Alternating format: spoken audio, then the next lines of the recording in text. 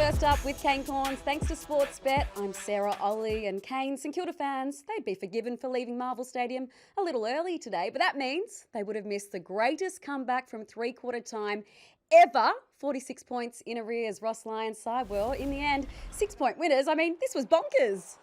This was unbelievable. 9 goals to 0 in the last quarter, and it saved the round. It started here. So here's some of the big last quarter moments that we are going to see. But this was an absolutely phenomenal last quarter from the Saints, who were pretty ordinary up until this point. They had 29 forward 50 entries to three-quarter time. They had 18 and kicked 9 in the last quarter, and they were kicking them from everywhere. Max Hall was brilliant with his 4 clearances in the last quarter. They got on top from stoppage. They were bombing them from outside 50. They were taking contested marks, Jack Steele style, inside forward 50. And that guy, we'll get to in a moment, but he had 10 3 inside 50s and 2 goals in the last quarter. Nasai Wanganeen-Miller at the match winner today. And you just wonder whether this is the performance that thinks he's going to stay at the Saints. Clayton Oliver had his moment.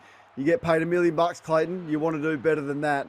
And then this was the big hanger and screamer to even up the scores with 8 seconds to go. Oh, can't he? This guy can do it all, Sarah. I couldn't believe what I was watching. And it brings us to a premature volcano.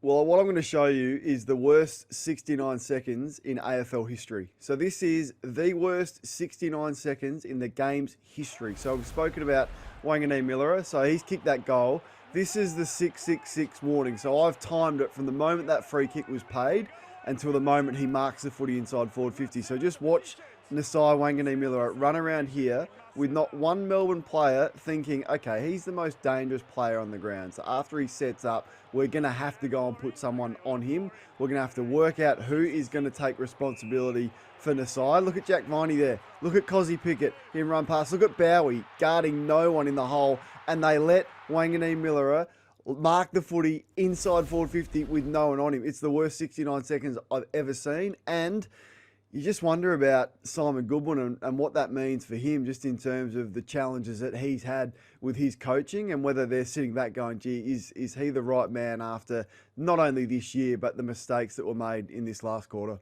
It was incredible to watch the most dangerous man, Nasai Wanganeen-Miller, given that much space when they'd had that much time, Kane. But can you put that onto the coach? Is that more the players' fault? I mean, we saw Max Gawn trying to set everyone up. It was to no avail, was it? No, but I saw Simon Goodwin on the interchange bench. He was just standing there. There was no instructions. There was no direction. To me, it appeared as though Melbourne were so defeated. Once they realised they couldn't win that game of footy when it was a draw and the free kick was given away, that they gave up. Now, you would at least think a person in that 4 from the centre bounce would go and stand alongside Nasai, or one of the wingmen or one of the half-backs were ready off the back of the square to grab him. So, yeah, hard to put that last moment on Simon Goodwin, but yeah, I can put the 9 goals in the last quarter to 0 and the 18 entries to 7 on him and the rest of the season that he's had. So, yeah, I think there'll be some tough questions to answer for Goody, not only on Monday, but at the end of the year. Well, how tough? I mean, is his position in jeopardy? You've been big on this throughout the year. It's just the 5 wins. He's contracted until the end of 2026, Simon Goodwin, but we know that those contracts, they can be ripped up. Yeah, you don't want to go coach hunting, and you don't want anyone to lose their job. But I think the reality is, when you have an issue in your game and a flaw in your game, which is your inability to convert when you go inside forward 50, and you haven't been able to sort that out for 2, 3, 4 years, then there's going to be questions asked. Now, it wasn't so much of a problem, certainly in the first 3 quarters today. They were on fire, and that's the disappointing thing for Melbourne. Like, Fritsch took 5 inside forward 50 marks in the first quarter. He was on fire, and their connection between their mids and their forwards was really strong. Cozzy Pickett was heavily tagged, but found a way to have a big influence. But it's all forgotten when you serve up what they served up in the last quarter tonight. Earlier in the day at the MCG, Collingwood, they didn't have it all their own way against Richmond, but Nick Daicos certainly did, because without the tag, he finished with 42 disposals, 3 goals, and probably, Kane, 3 Brownlow votes. It was a nice day out. No, probably about it. There's the 3 Brownlow votes. There's no, absolutely just sewn them up. This is what happens when no one goes anywhere near him. So, I mean, just on that occasion there, Prestia gets sucked in and he's smart enough to just suck out the back. Now, you can't stop all of these clearly, but you were big on this today, just the lack of respect that was shown to him. And if you do that, then this is what's going to happen. But I don't want to take anything away from him, because just the skill level today, and probably worth going back and watching it again for some of the little nuances in his game, how clean he was in tough conditions, the ability to kick it on your left foot, your non-preferred, the tackle, the gives in tight that he gave out today, and the influence he had. Sometimes he gets big numbers, but it doesn't always impact the score. But score involvements today, 14 of those, as you said, 3 goals, kicked it at 71% in trying conditions. So, yeah, it was one of the best individual performances we've seen of the year. Every game for Richmond coach Adam Uze is an opportunity not just to coach, but to teach, isn't it, Kane, when it comes to this young up-and-coming group? And you really liked a moment with Luke Traynor, one of these young stars. He was subbed off in the end, but you liked the conversation that Uze had with him on the bench. Yeah, so you make some mistakes, don't you, as a young player? And that was one of those in the fourth quarter before he was subbed out. He came off, and he's going to be a player. And you can tell the disappointment in him. You can just see his body. And Adam Uze goes straight alongside and just explains to him why. That real-time coaching like that, that's the benefit of him being on the interchange bench. I thought the body language was really good from Adam Uze. Clearly, I don't know what was said, but it seemed to be well received. So, in terms of a coaching moment that we were able to capture on camera, or the host broadcaster captured on camera, I thought, how good was that coaching from Adam Uze? And of all the teams in the bottom half of the ladder, are Richmond the only team that gets a pass? You'd have to think they do. And once again, whilst they lost pretty convincingly today, I thought their performance was pretty strong. I feel like you've hit the nail on the head there. Maybe a bit of aura on the bench, Kane, because, I mean, some people thought there'd be no wins for the Tigers. They've got 5 at the moment. And when you look at some of the margins this week, they certainly didn't disgrace themselves against the Flag Fancy and Collingwood. Yeah, no, I thought they were really competitive. When Taranto went out before the start of the game really late, you thought, well, how's the midfield going to compete? But, yeah, I thought defensively they held up. Some of their young players just show probably more than glimpses. Houghton, his contested mark in the goal score. Not too many players in the league can do that. So to do that in your first handful of games and is really exciting. So I think it's the blueprint for rebuilding a footy club. Now, not everyone's going to have the availability to the picks that they have had. It worked out pretty well, but it was a smart ploy, and I think most Richmond fans would be giving them a 6 or 7 out of 10 for the season that they've had so far. That rebuild is looking good. A club that is, I feel, perennially almost in rebuild at the moment, though, is North Melbourne. And this was ugly, Kane, last night at Marvel Stadium against Geelong, wasn't it? It was so ugly, and I just want to have a listen to Alistair Clarkson after the game. We want to back in these young players for us and give us some exposure, hoping that we might be able to be strong in the contest in the middle of the ground, and they just showed us a clean pair of heels. We weren't dreadful in that space. We still got our hands on the footy, but the pressure that they were able to apply to us, I think the disposals the difference is only about 10 or 15 disposals between the two sides in the end. Obviously, the difference is the quality with which they used their ball compared to what we did ours. I don't know what he was watching, Clarko, because when he says they weren't dreadful in that area of the game, he's talking about the midfield. I think they were absolutely dreadful in the middle of the ground. And this is an area of the ground where they shouldn't be dreadful in, because they've invested so heavily in the midfield of the draft. And you've got Parker in there. You've got Sheezel, who's played footy. You've got Power, who's in there, who's played a lot of footy. You've got the captain, Simpkin, in there, who's played a lot of football. These are experienced players in the middle of the ground that absolutely got smashed, those numbers there. So, not for the first time this year, I've sort of listened to Clarko pretty closely after the game and gone, is he watching the same game as the rest of us? Because this is some of the vision that backs up the stats. I thought their stoppage stuff was near on uncompetitive. Luke Davies-Uniacke gets a reported $1.3 million a year, or $1.2 million a year, and he's in there. This is where your strength lies. Yes, Sherry's not there, but I mean, Reece Stanley's hardly shooting the lights out as a ruckman, so it's not as if you're coming up against Max Gawn. They should be competing far stronger from the middle of the ground, where Alistair Clarkson says they weren't dreadful, and I see them waltzing out the front of the stoppage. So, yeah, well, once again, it's just another reminder to me that Alistair Clarkson's clearly not the coach that he was 10 years ago, and not the coach that they thought they were signing. So it was that stuff, but also the lack of any defensive system was as poor as I've seen this year. So, yeah, I'd be pretty flat if I was a North fan, just the lack of progression this year, and the lack of defensive structure and system that he's been unable to implement. I mean, it was so one-sided. Jeremy Cameron, he kicked 11 goals. Patrick Dangerfield, he was having a kebab on the bench after being subbed off. But you mentioned the future of the club, and under Alistair Clarkson, I mean, 17th again. Is it possible that coaching has gone past this absolute icon of the game? We know when Sonia Hood, the president, went out to get him, there was no plan B. I mean, are they going to need one? I don't want to sound disrespectful here, but 17th, and 17th again, Kane. Yeah. Yeah, it was a quote that's going to age pretty poorly from Sonia Hood. No, there's no doubt about that. So I think what you're asking is a valid question, and I think that's a question that I've been asking all year. Does Clarko still have it? Now, put a statue up of him as one of the greatest ever and make him a legend in the Australian Football Hall of Fame. All of that. It doesn't take away any of that has been done, but it's been a long time since Alistair Clarkson was an effective coach in this game. And I listened to a lot of his comments, and a lot of them reference nostalgia and Luke Bruce, being a rookie pick, and Nick Larkey getting drafted in pick 70 when he was quizzed about why North traded away their first round pick this year when they're going to finish bottom 4 again.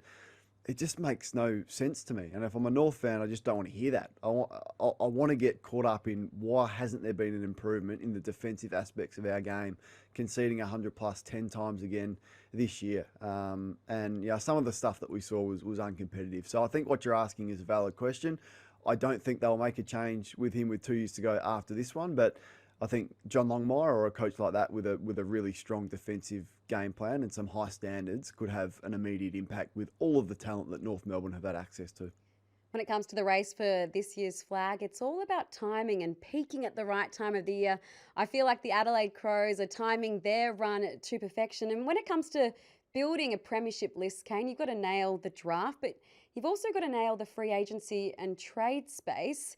And I think the Crows may have this one because Damien Hardwick is familiar with winning that, and he's picked up on a theme at the Crows.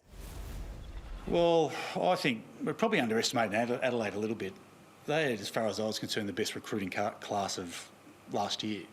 Peatling coming, Neil Bullen. I was very fortunate to have a side that I coached that brought in 3 pretty important players that led to a premiership, and I reckon these guys are going to do pretty much a similar thing. So that was on the back of the Suns' big loss to the Crows last week. So we can see Alex Neil-Bullen, James Peatling, Isaac Cumming brought in. Dimmer reckons it's got shades of the 2017 Tigers. What say you, Kane?